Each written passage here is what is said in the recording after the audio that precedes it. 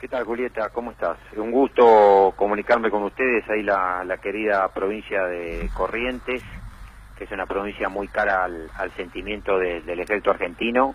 Y bueno, y a mí también porque es el lugar de nacimiento de mi señora esposa. Así que feliz de comunicarme con ustedes allá.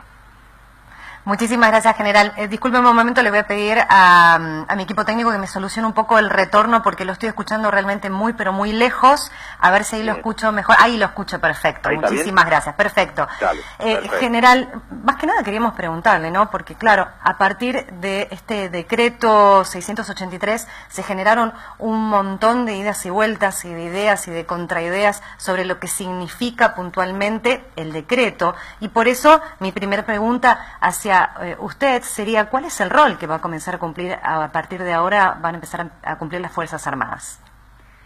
Mira, Julieta, lo primero que me gustaría remarcar es que la gente del ejército está contenta en principio porque el presidente se ha acercado a una unidad militar a hablar de la defensa nacional, que para nosotros, obviamente, que somos uno de los principales instrumentos, es muy importante que el Estado Nacional lo haga.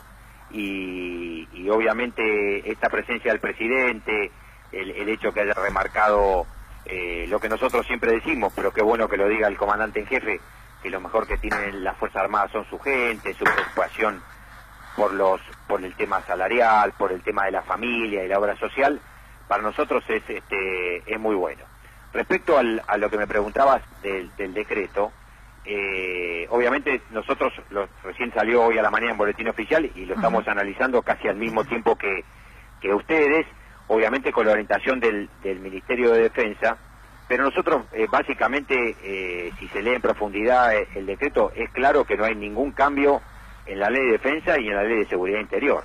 O sea, yo no veo ningún nuevo rol, sino lo que estamos viendo es los mismos roles que antes ya estaban pactado por la Ley de Defensa y la Ley de Seguridad Interior, potestad que ya tenía el Estado de empeñar a la Fuerza Armada para ello, simplemente clarificando y sacando una restricción que el decreto anterior sí tenía y que iba un poquito más allá de la ley. Es decir, el decreto anterior ajustaba todavía más lo que la ley decía y este decreto lo que hace es liberar ese corsé y decir, bueno, cumplan funciones en caso de agresión externa.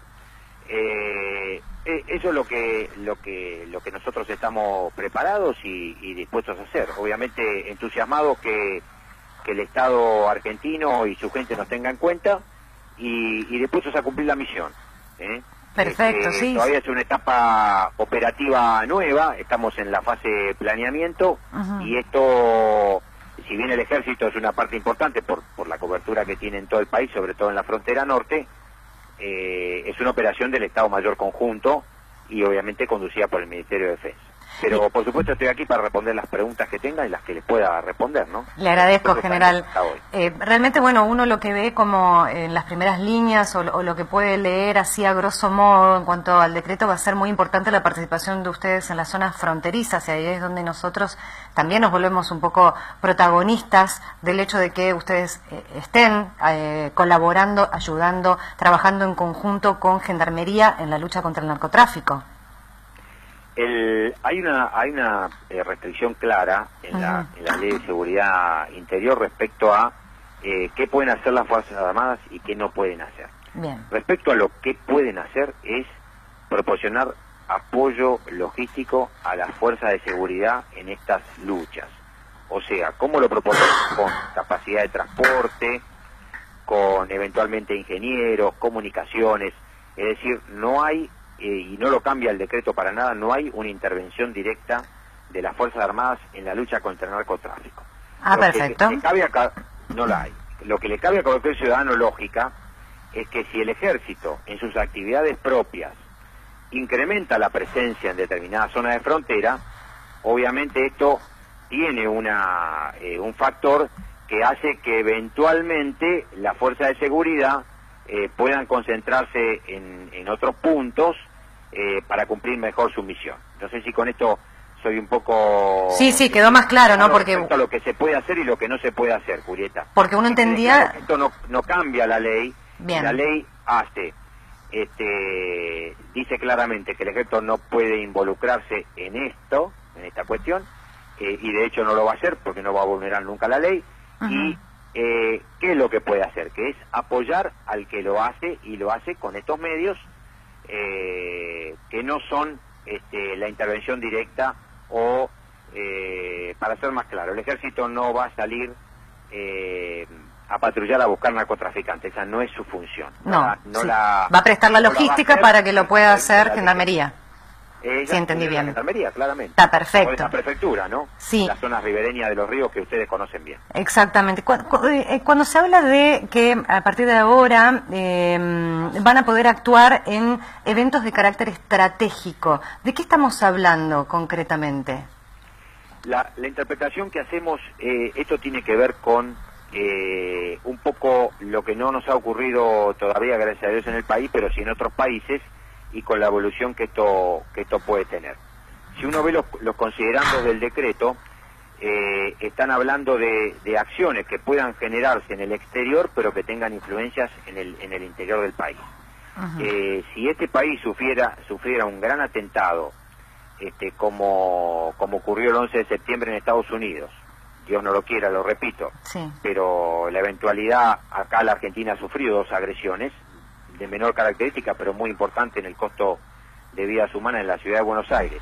Sí. Y eventualmente eventos como el G20, que se está viniendo ahora a fin de año, esto habilitaría a las Fuerzas Armadas, obviamente conducidas por el Ministerio de Defensa, a actuar en respuesta, complementando lo que puedan hacer las fuerzas de seguridad, que muchas veces hay capacidades que las fuerzas de seguridad no tienen, y sí la tienen las Fuerzas Armadas. Le voy a dar un solo ejemplo que se va a entender bien. Si hubiera que dar seguridad o cobertura aérea a un evento estratégico importante, como puede ser el G20 o cualquier otro evento, las Fuerzas de Seguridad no tienen aeronaves armadas para dar esa seguridad, y sí la tiene la Fuerza Aérea. Bueno, claro. De eso estaríamos hablando. General, hay por ahí miedos, ¿no?, que tienen que ver, por lo que uno leyó en estas últimas 24 horas, tienen que ver con el pasado. Claro. Y el miedo de o lo que se dice, y por eso me parecía muy importante tener su palabra, ¿no?, con respecto a esto, de volver a las épocas de represión, donde las Fuerzas Armadas iban a poder, por ejemplo, actuar en una protesta, ¿no?, como las hay tantas, sobre todo ustedes en Buenos Aires, que la viven muchísimo más que nosotros aquí en el interior. Quisiera que dejemos en claro este tema para las personas que nos están viendo en este momento. Lo que quiero dejarle a tu audiencia en claro es que este decreto no cambia absolutamente nada lo que dice la Ley de Defensa y la Ley de Seguridad Interior. O sea, las Fuerzas Armadas no tienen ni la capacidad, ni la preparación, y menos aún la voluntad de intervenir en acciones de seguridad interior que no sea lo que dice la ley, que es apoyando logísticamente a las fuerzas de seguridad. No está comprendida otra cosa ni está previsto que se haga. Obviamente yo no quiero entrar en el juego político porque no me corresponde, por supuesto, como funcionario hacerlo, y obviamente toda acción que tome el gobierno siempre va a ser criticada, aprovechada y jugada políticamente desde todo el arco político, ya sea a favor o en contra, y por supuesto uno como ciudadano lo tiene que entender. Pero también es cierto que el Ejército tiene clara, y las Fuerzas Armadas tienen clara cuál es su misión, y no está previsto nada de estas cuestiones apocalípticas que se están diciendo, porque no cambian la ley, y no se va a hacer. Es decir, conocemos la historia, el Ejército la ha aceptado, a los integrantes que la infringieron pagan sus culpas, pero también es cierto que hay que entender quiénes integramos hoy el Ejército. Yo soy de la promoción que hoy comanda el Ejército, el jefe de Estado Mayor es mi compañero, y los dos egresamos en el año 1982. O sea que todos los integrantes del Ejército hoy ni siquiera estuvieron presentes cuando cuando sucedió aquello, tal cual. Claro, entonces quizás ha llegado el momento, me parece, ¿no?, de dar vuelta a esa página, sin olvidarla, y entendiendo cuáles fueron los errores de las instituciones, de todas las instituciones que participaron de aquello en el pasado, pero mirando un poquitito para adelante. Y el Estado tiene instituciones, y esas instituciones cumplen un rol, y es muy bueno que lo hagan. Fíjate vos, Julieta, que cada vez que el Ejército ha incrementado la presencia en las fronteras para hacer sus propias actividades, que hasta pueden ser actividades de instrucción, no importa. Sí. Lo que sí, incrementar la presencia siempre ha traído un beneficio subsidiario a la gente que en esos lugares que están alejados y que muchas veces son muy pobres. La presencia del Ejército, sobre todo, los ha ayudado. En principio porque ya está previsto que alguna actividad subsidiaria de apoyo a la comunidad seguramente se va a hacer, y la simple presencia, la ayuda que el Ejército le lleva a esa gente, ya sea para solucionarle algunos problemas, o ayudarlos a pintar una escuelita muchas veces, claro, o reparar un camino, esas cosas tienen un impacto enorme y a nosotros nos hacen felices, porque estamos en contacto con nuestra gente, es el lugar donde tenemos que estar y donde podemos ejercer nuestra vocación y nuestra voluntad de servir a la patria y servir al pueblo, que es el que nos da de comer todos los días. Y la verdad, como usted bien lo dice, general, haciendo cosas que por ahí la gente no sabe, que las realizan cuando se van a hacer este tipo de movimientos. Y durante muchos años, creo yo, lamentablemente, se ha puesto a todos dentro de la misma bolsa. Esto fue muy lamentable porque, bien lo comentaba recién, usted ni siquiera formó parte de esa generación. ¿Qué pasa con los chicos hoy? Y con esto lo libero. ¿Se animan a ingresar a la carrera? ¿La ven como una opción? ¿Hay más o menos chicos que ingresan a la carrera militar que antes? Julieta, un montón. Qué bueno. No damos abasto. Ojalá pudiéramos tener vacantes para ingresar más gente. Y te estoy hablando tanto del ingreso a la carrera de oficial como a la carrera de suboficial y a los soldados voluntarios. Por supuesto que nosotros mismos nos preguntamos, porque nuestros salarios no son altos, son de los más bajos de la administración nacional, y uno mira y dice, pero ¿a qué obedece, que todavía haya gente que tenga esa vocación? Yo creo que en el país que vivimos hoy la gente entra a las Fuerzas Armadas para buscar valores y muchas veces contención, y nosotros se los damos, le damos una carrera en la que nunca va a tener un ingreso alto, pero se va a sentir orgulloso de lo que hace, y va a tener una razón de ser, y va a tener un sentido de pertinencia, un espíritu particular que lo va a hacer sentirse orgulloso de levantarse todos los días de la cama para hacer algo y hacer algo por su país y por su gente. Y creo que eso es lo que termina haciendo que la gente todavía tenga ganas de incorporarse a las Fuerzas Armadas, a pesar de los bajos salarios o de la falta del equipo que todos quisiéramos tener, pero que sabemos que es muy caro y que tenemos que mantenernos por mucho tiempo con lo que tenemos actualmente, y sin embargo la gente quiere seguir ingresando y lo hace mucho. Y sobre todo, si ustedes averiguan ahí mismo en la provincia de Corrientes, se van a dar cuenta que por cada soldado que podemos incorporar, ahí en la misma provincia hay como 5 que quieren hacerlo.